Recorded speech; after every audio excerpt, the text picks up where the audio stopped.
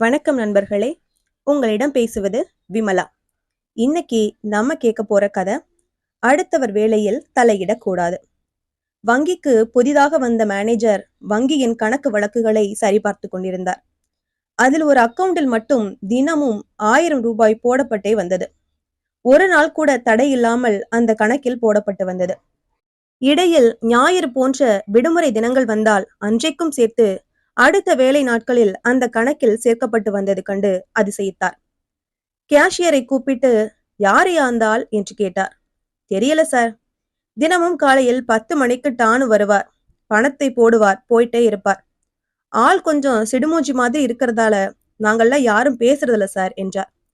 மேனேஜருக்கு இப்படி ஒரு கேரக்டரை சந்திச்சே ஆக வேண்டும் என்று பெரிய ஆவலாகிவிட்டது. அடுத்த நாள் காலையிலேயே வந்து காத்திருந்து அந்த நபர் வந்தவுடன் பக்கத்தில் போய் பேச்சு கொடுக்க முயன்றார். அந்த நபரோ இவரை கண்டுகொள்ளாமல் போய்விட்டார். அவர் புறக்கணித்ததும் வங்கி மேனேஜருக்கு அவருடன் பழகி அவர் ஏன் தினமும் 1000 ரூபாய் வங்கியில் போடுகிறார் என்றும் கண்டுபிடிக்க வேண்டும் என்று பெரிய வெறியே ஆகிவிட்டது. தினமும் பணம் செலுத்தும் இடத்தின் அருகே நிற்பதும் சிரிப்பதுமாயிருந்து அந்த நபரும் லேசாக புன்னகைக்க துவங்கியிருந்தார். ஒரு நாள் மேனேஜர் வரும் வழியில் அந்த 1000 ரூபாய் பார்ட்டி வண்டி பழுதாகி ரோட்டில் நின்றிருந்தார். மேனேஜர் லிப்ட் கொடுத்து வங்கிக்கு அழைத்து வரவே கொஞ்சம் பேசவும் துவங்கியிருந்தார். ஒரு நாள் அவரிடம் மேனேஜர், சார், நாம தான் நண்பர்களாகிட்டோம்ல, இப்போவாது சொல்லுங்க, எதுக்கு தினமும் 1000 ரூபாய் பேங்க்ல போடுறீங்க? அப்படி என்ன வருமானம் வரும்படி தொழில் செய்றீங்க என்று கேட்டார். சார், நான் வேலையெல்லாம் பார்க்கல, தொழிலும் செய்யல. நான் தினமும் பந்தயம் கட்டுவேன், அதுல எப்படியும் ஜெயிச்சிருவேன். அந்த காசுதான் சார் அது என்றார். மேனேஜருக்கு நம்ப முடியவில்லை.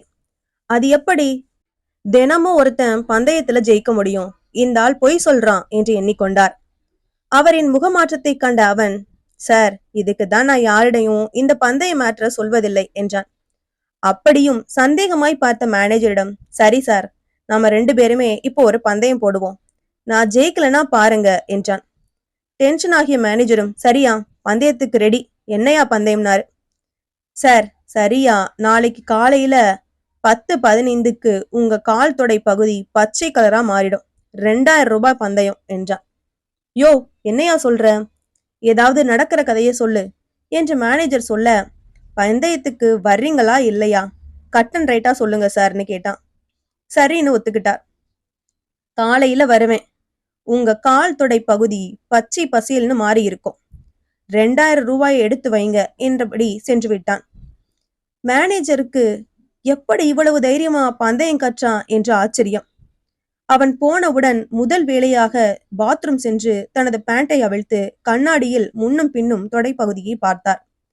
அது வழக்கம் போல் கண்ணங்கரையில் என்றுதான் இருந்தது. இருந்தாலும் அவருக்கு இருப்பு கொள்ளவில்லை.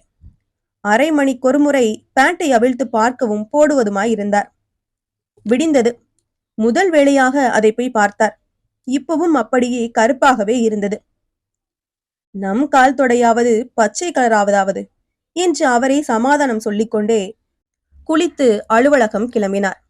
எங்கே பஸ்ஸில் உட்கார்ந்தால் எதுவும் செட்டப் செய்து நிறம் மாற செய்து விடுவார்களோ என்று எண்ணி நடந்தே போனார். 10 மணி அலுவலகத்துக்கு 9க்கே வந்துவிட்டாலும் 10 நிமிடத்திற்கு ஒரு முறை போய் போய் பார்த்து உறுதி செய்தபடியே இருந்தார்.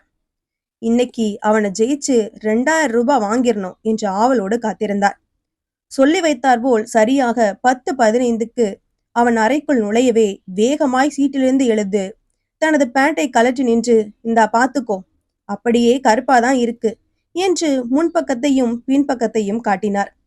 அவன் உடனே அருகில் இருந்தவனிடம், என்னமோ பேங்க் ஆபீசர், பெரிய மனுஷன், அப்படிலாம் செய்ய மாட்டாருன்னு இந்த ஆளை நம்பி பந்தயம் கட்டின, இப்ப என்ன சொல்ற, எடு 3000 என்றான் அவன். அப்போதுதான் கவனித்தார், பந்தயக்காரனுடன் வேறு ஒருவனும் வந்திருந்தான். அவனும் மேனேஜரை முறைத்தபடி 3000 ரூபாய் தாள்களை எடுத்து நீட்டினான். அதை வாங்கிய பந்தயக்காரன் 2000 ரூபாய்களை மேனேஜரிடம் நீட்டி, உங்ககிட்ட கட்டின பந்தயத்துல நான் தோத்துட்டேன், ஆனா இவங்கிட்ட கட்டின பந்தயத்துல ஜெயிச்சிட்டேன், 1000 ரூபாய் லாபம் என்று வழக்கமாய் பணம் கட்டும் கவுண்டருக்கு போய்விட்டான். அவனுடன் பந்தயம் கட்டி 3000 ரூபாய் தோற்றவனிடத்தில், நீ எதற்கு அவனிடம் பந்தயம் கட்டினாய் என்று மேனேஜர் கேட்க, வந்தவன் கடுப்பாகி அவரிடம், போயா, நீ எல்லாம் ஒரு பேங்க் ஆபீசரா, என்னைய பார்த்த உடனே பேண்ட்டை கழட்டி காமிப்பாருன்னு உன்னைய சொன்னான். சேச்சே, அப்படியெல்லாம் இருக்காதுன்னு உன்னைய நம்பி பந்தயம் கட்டினா இங்க நீ 2000 ரூபாய்க்கு இவ்வளவு கேவலமான வேலை செய்யற தூ என்று துப்பி விட்டு போனான். இதனால் அறியப்படுவது அவனவன் வேலையை அவனவன் பார்க்கணும், அடுத்தவன் வேலையில தலையிடக்கூடாது. இந்த கதை உங்களுக்கு பிடிச்சிருந்துச்சுன்னா லைக் பண்ணுங்க, ஷேர் பண்ணுங்க, சேனலை மறக்காம சப்ஸ்கிரைப் பண்ணுங்க. அடுத்த கதையில சந்திக்கலாம்.